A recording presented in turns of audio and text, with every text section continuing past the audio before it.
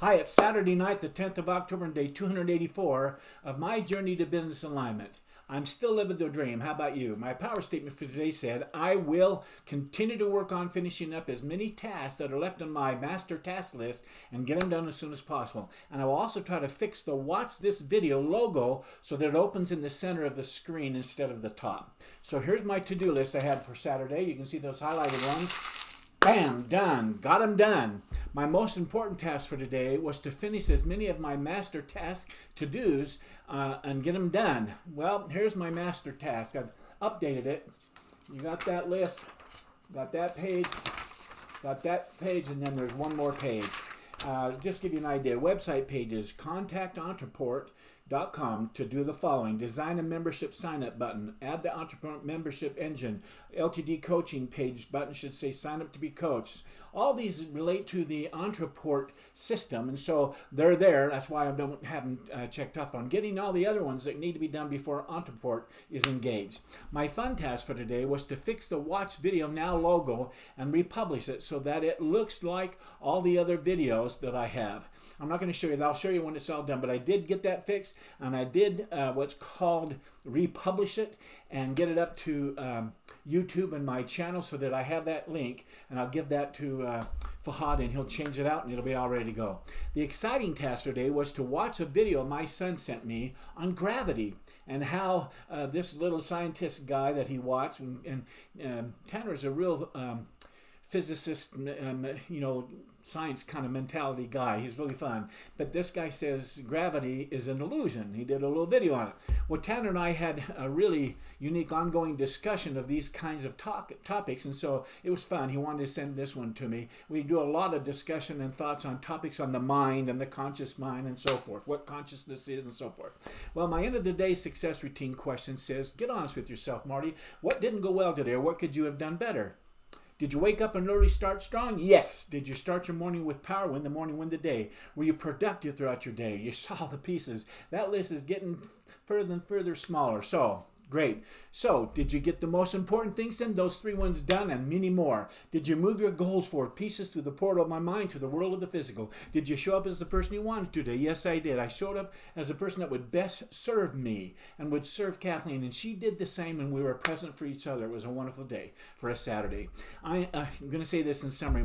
I always ask, were you honest with yourself about today's task, Marty? In other words, did you keep your promises that you made this morning? Well, being that it was a Saturday morning, I could have just sloughed off a little bit, become a couch potato, but I just can't let up, as I want to get my site up and going live as soon as I possibly can. So today was just like any other of my 6 Saturdays and a Sunday. It was a work day. I spent most of the day in my office until a football game came on, though, and even then I watched only a little bit of it once I knew that the team was going to go way ahead. The team that I was rooting for was going to win it, so I got back up to the office and just got after it. So it truly was pretty much a work day. So bam, done. Way to go, Marty. The next question is, what movies did you watch during your mindfulness time? Did you make time for them? Were there any new instant pre-play movies that your two amigos called up on the screen in your mind? If so, what were they? Well, I spent about 10 minutes of my mindfulness time, which is 30 minutes usually, watching my must-see TV favorite 5 movies. I then finished the rest of my win the morning, win the day routine, and I came upstairs here earlier today to get after it, man, just to get it going. I read my workday schedule. You know what I'm talking about there. This one right here, I read it every day, the workday daily schedule checklist. And then I did and read my success vitamins. And then I jumped right into doing some more master task list task. Before I knew it, Saturday was pretty much done, so I went down and spent the evening with Kathleen. My next question says, so one thing would make all the difference going forward. What could I change? What can I do better? What did I do well? What am I grateful for? Well, this one's what can I do better? What can I just change? Well, the one thing that I can do better at going forward is to focus on finding a web developer to do the 3 tasks that Fahad and Cody have just recently informed me that they don't know how to get them fixed. They can't seem to work with those plugins. So that said, I'm going to put that off until Monday for now, but I'm going to reach into Fiverr and do a new offer and see what I can find in the way of people responding. But my power statement for tomorrow, which is a Sunday, says this: I will sharpen my day and prepare to hit the ground running come Monday morning, with the hope that Fahad will be ready to go. Next is, were there any mistakes or failures that I can turn into a tool of success going forward? Well, today was a great day for us, Saturday, but I didn't make any mistakes that slowed me down, nor did I fail as far as I'm concerned. So I'm going to go forward. I'm going to talk with Fahad and get some tasks. It'll probably take him 3 to 4 days to finish up those tasks that I've been waiting for him to get done. And then, like I said, he'll be done and until we're ready to start the Entreport.com stuff, the membership and so forth, the ordering. And so I don't think there were any mistakes that is even worth the mentioning. So there you go. The next question was, what was your biggest success then today, Marty? In other words, what did you do well? Well, my biggest success that I had today was that I updated and then typed out all the remaining lists, that list that I work on every day throughout the week, and just to see what's left to get done before I can get Entrepreneur all ready to go. Well, I won't bore you with all the reading of these tasks, but here they are. Here's Fahad's tag. He just has the one thing here, and that can't be done until Entrepreneur is ready to go. My Living the Dream coaching ideas and tasks I won't go over, but my non-business to-do task checklist is right here. And so I have things that I'm doing on the side, but this Living the Dream coaching website, there's just a few more. So I got 3 major lists that I'm whittling down. When they're done, I will have accomplished, so much. So there you go. The next step in my end of the day success routine is to rate my day's effort. And so I gave today a 7. I gave it a 7 because even though I worked at the speed of 10 all day, I did stop midway, like I said, to watch a little football this afternoon.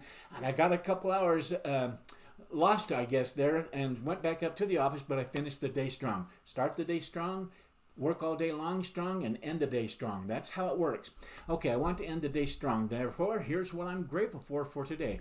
I'm grateful for the principle that says everything we do as humans, we do for a reason. Period. Everything we do as humans, we do for a reason. Period. Before you say, what? Let me continue this thought. We may not be aware of the reason consciously, but there is absolutely, undoubtedly, a single driving force behind all our behavior.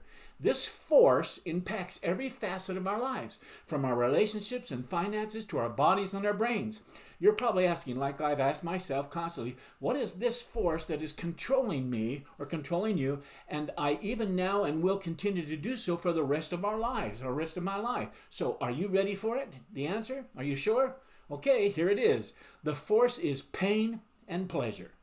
The truth is, everything you and I do, we do it either out of a need to avoid pain or out of our desire to gain pleasure.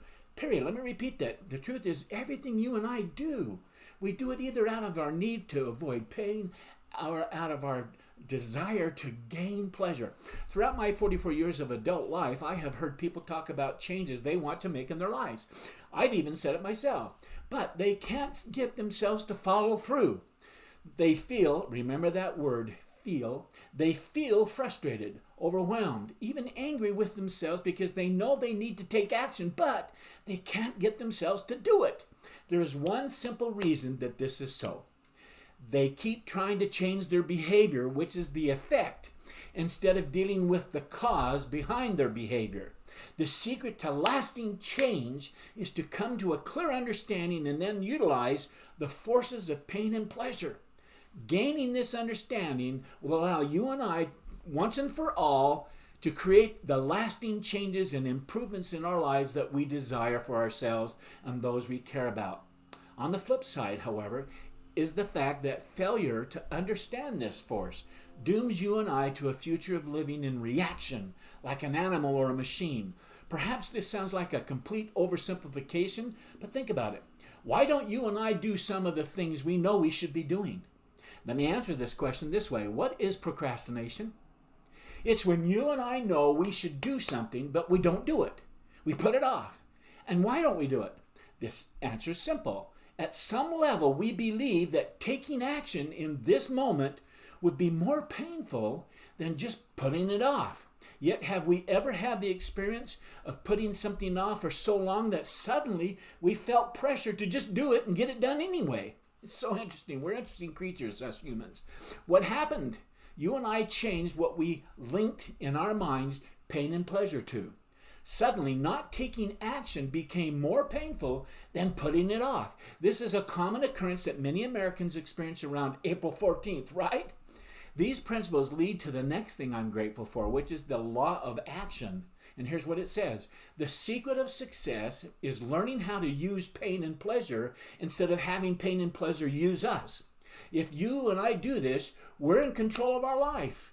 If we don't, life controls us. Oh man, with this law in mind, ask yourself, what keeps you from approaching that a man or a woman of your dreams if you're not married? What keeps you from starting that new business you've had a desire to start for years? Why do you keep putting it off? What prevents you from doing whatever it takes to make your life exactly as you imagined it and wanted it to be? Again, the answer is simple. Even though you and I know that all these actions would benefit us, that they could definitely bring pleasure to our lives, we fail to act simply because in that moment we associate with thoughts in our minds more pain to doing what's necessary than missing the opportunity. The fear of losing something is always greater than the desire to have more. I teach that secret to success again. Let me say it. The fear of loss or failure or losing something is much greater than the desire to gain or the desire to have more. That's just a fact. Next, I'm grateful for Seneca, who said, a man or a woman who suffers before it is necessary suffers more than is necessary. A man or a woman who suffers before it is necessary suffers more than is necessary. In considering this quote, I have a question. Why is it that people can experience pain and suffering and yet fail to change? The answer is again simple. They haven't experienced enough pain yet. They haven't hit what I call their emotional threshold. Let me give an example. If you've ever been in a destructive relationship and finally made the decision to use, or I would even say you've taken back your personal power by taking action and changing your life, it was because you hit a level of pain of which you weren't willing to settle for anymore. You decided to change your thoughts and decided to take back the power you were giving to your ex-relationship. In short, I think we've all experienced times in our lives when we've said, I've had it. Never again. This has to change now, right? This, my friends, is the magical moment when pain becomes our friend. Our new thoughts to not accept any more pain has made our pain become a driving force upon us to take new action, which action produces new results, and those results are, in a way, decrease our pain, and at times they even produce a new driving force in us, pleasure. In other words, we become more powerfully compelled to act because we now believe that by making this change to leave this relationship, it will bring us new pleasure that we haven't had for some time. For example, peace. Oh, peace is a kind of pleasure. This is the kind of power that both pain and pleasure wield in our lives. So, our decisions matter greatly. Decisions are made by our thoughts and our thinking. With that as our last thought to consider as we go to bed, let me just say, do it. Think right thoughts. Get the power of pain and pleasure working for you instead of against you. Anyway, I'll be right back here once again tomorrow night, sitting at my laptop. And until then, though, I wish you all continued success. Good night.